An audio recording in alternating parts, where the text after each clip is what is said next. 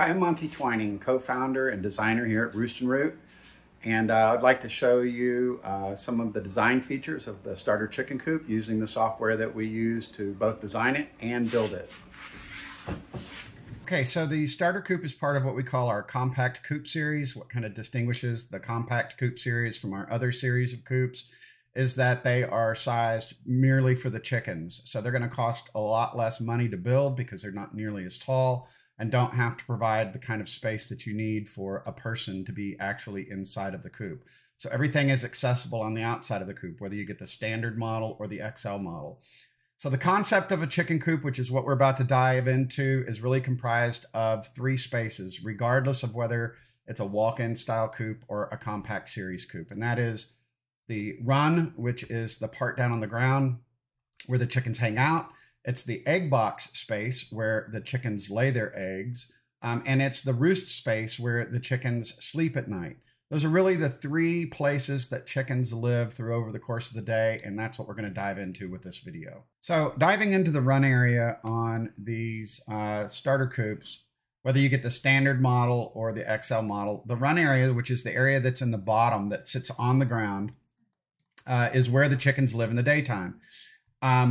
The thing that to notice about the run area is how big it is per bird. So we go beyond the USDA definition of free range. Free range for the USDA is between 2 and 3 square feet of space per bird. We use 4. And with that measurement, we've got a decade of experience that says you can be gone for a long weekend, or you can you can just lock the birds up in the coop if that's what you decide to do.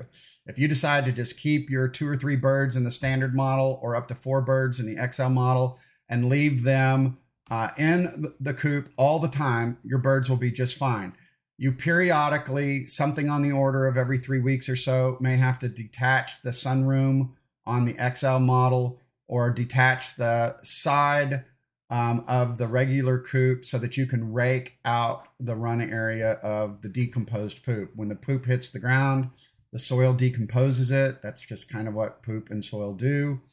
And it's really the most it's really the most sanitary way to keep chickens, is having them poop on the ground.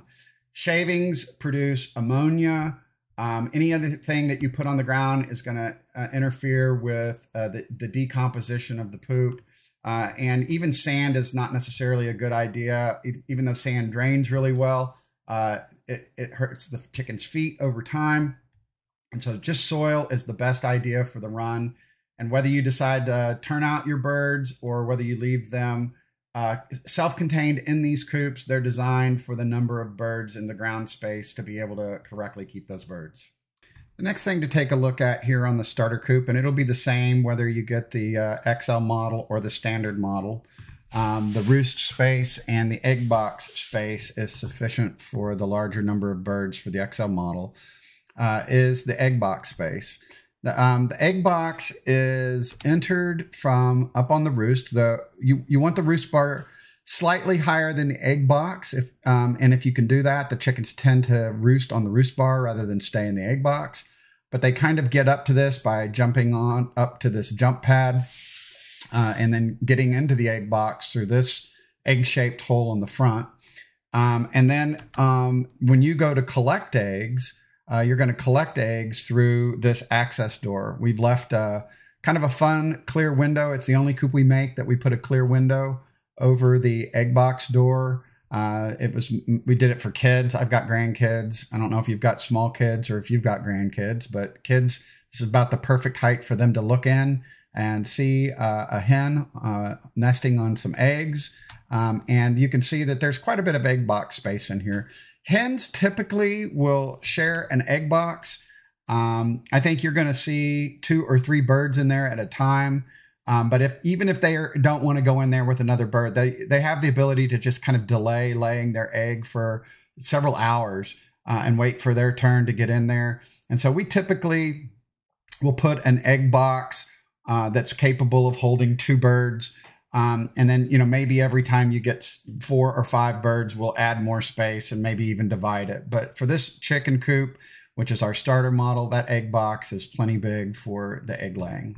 Okay, in a minute I'll go over maybe some accessories and some storm panels that we offer for the coop, but until then, like, next thing to talk about is the roost area. So in both of these coops, whether you get the XL or the standard coop, the roost area really will hold 4 birds. So if you had the standard model and you planned on giving the birds a sufficient amount of turnout time every day, you could put 4 birds in it.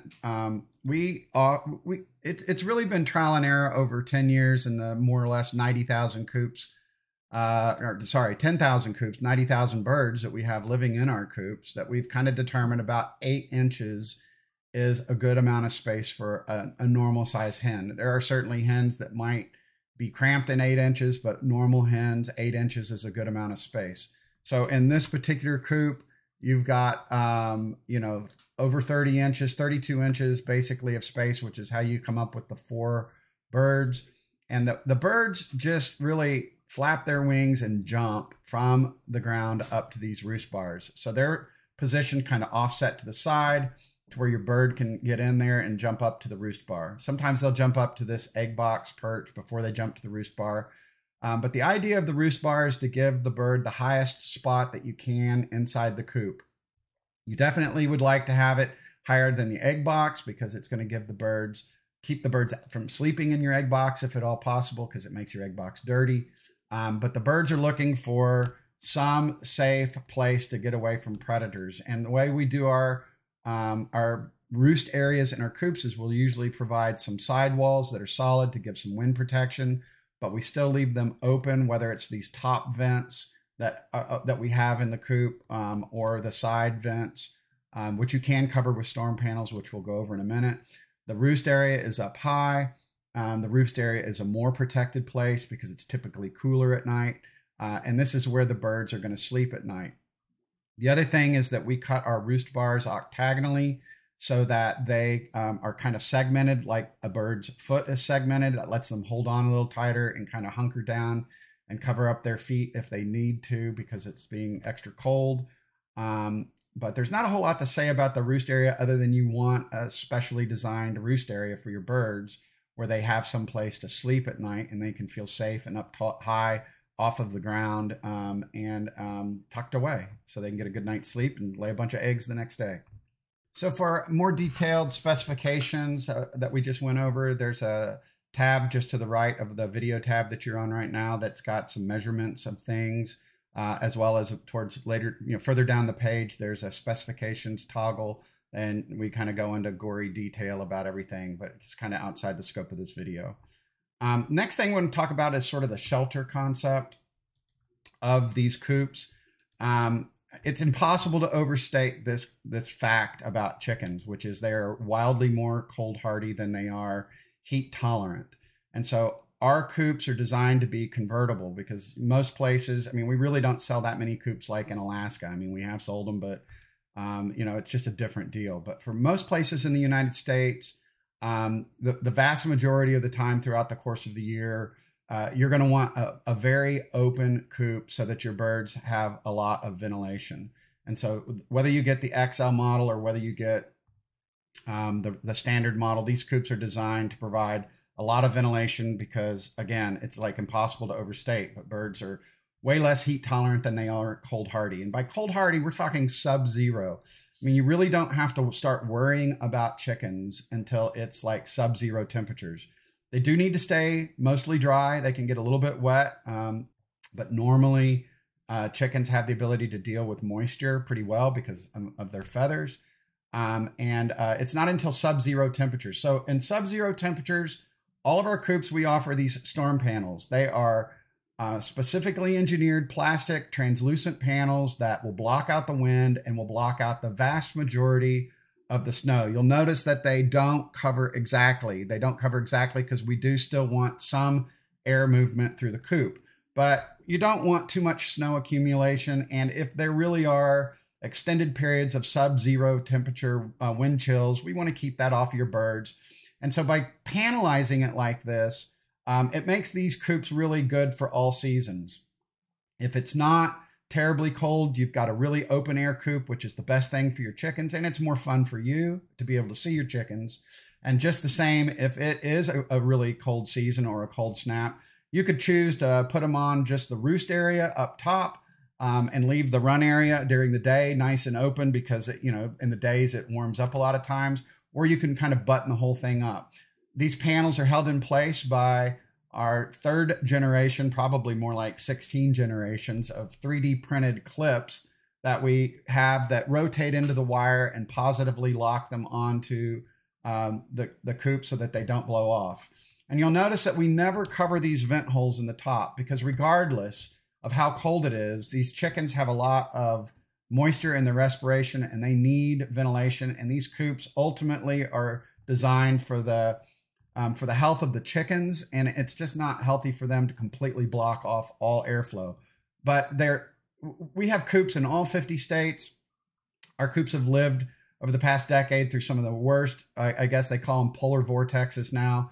These coops are just fine in cold weather, and they're certainly good for more mild climates as well. And whether you get the standard model or you go for the XL model, they come with an optional set of these storm panels if you live in an area that gets really, really cold temperatures for more than 2 or 3 weeks out of the year.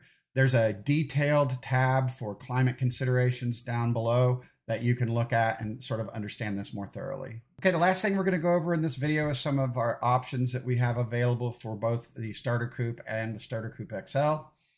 And they're mostly convenience options to kind of make it more enjoyable. The storm panels are not really a convenience option. That's a climate consideration. But again, we wanted our coops to be all season, so they're an option. If you live somewhere, you can purchase those. The other things that are option on our coops are these integrated waters and feeders. The best thing I can say about them is, if there's anything bad about chickens, it's just the daily taking care of them, watering and feeding, and this kind of gets rid of that. This provides, 4, maybe even 5 days worth of water and feed for our chickens. So whenever we build a coop, we kind of size it all to provide a really long weekend worth of water and feed so that you can just kind of lock your birds up. Our waters and feeders are what we call no poop, meaning they're not sitting on the ground. So your birds aren't going to sit here and poop all over their water or poop in their feed. All of our waters are also designed to accept standard heaters, which go a long ways towards keeping the water freezing, even down to 0 degrees. Generation 2 feeder is a gravity feeder. It's not perfect, but we really do believe it's better than anything else out on the market. We've literally had several thousand chickens over the last 10 years and gone through everybody's feeders, and our feeder is awesome. It drops feed into a tray here in the bottom, and then the birds can peck the feed out from the tray and it drops down with gravity. Our waters have poultry nipples on them, and we even have a patented freeze guard poultry nipple that's available that isn't perfect. It's not going to stop water from freezing if it gets 0 degrees, but from that temperature between 0 and 32 where water poultry nipples will normally freeze up, our freeze guard nipples will keep flowing. And so that's a great convenience option. If you get the XL model, we offer a kind of a sunshade attachment if you live in someplace really sunny, or if you're trying to keep snow or rain out of the extension area of the XL model. And then we also offer a roofing upgrade. And again, it's mostly cosmetic. It's polycarbonate, which is technically stronger than the standard PVC roof that comes with the coop. But it's also smoked where you can see through it a little bit. So it's kind of fun to be able to let the light into the coop, be able to see the birds through the roof. And it does match the roof that comes on the sunshade for the run extension. If you got that, you might want to upgrade the roof on the coop itself so that it kind of matched. We, as I mentioned in the egg box section of the video, we do offer a special egg box liner that's custom cut. There's nothing stopping you from cutting your own doormat or whatever, but if you just want the convenience of us cutting something that's exactly the size, and it is a usage specific egg box lining material that's not too cozy for the birds because you don't want them hanging out in there too long. You kind of want to get them in there and do their business and get out. But it is washable. It's not exactly AstroTurf, but it's a turf looking product. The other thing we offer is this dust bathing box, which is this pre-made box that you can fill with sand or some sandy loam. Birds love to roll in the dirt. They do it for a little bit of mite control. It's how they bathe. It gets rid of just dirt on their own body. It's dirt getting rid of, I guess, oil in their feathers. They like to just roll in the dirt, and we kind of have this dust bathing bath, which they will roll in. Some people buy it and put herbs or plants in it, but when we originally designed it, we had thought that it was going to be a dust bathing bath, but it does work good for a little garden next to your chicken coop as well. So I hope that helps you understand more about these starter coops. These are really well-built coops. They're very predator safe. They're not cheap Chinese chicken coops. They're built in the same shop as we build all of our stuff, with a lot of the same high-quality materials that we put in all of our coops, like stainless steel hinges, cedar hardware, and very thick livestock wire. These are not crappy little chicken coops. These are really nice little chicken coops. They're just small. We hope that answers some of your questions. There's a lot more details in the toggles further down the page, or in this video deck that you're looking at. And yeah, we hope that you like it. We hope that we have you as a customer. Thank you very much.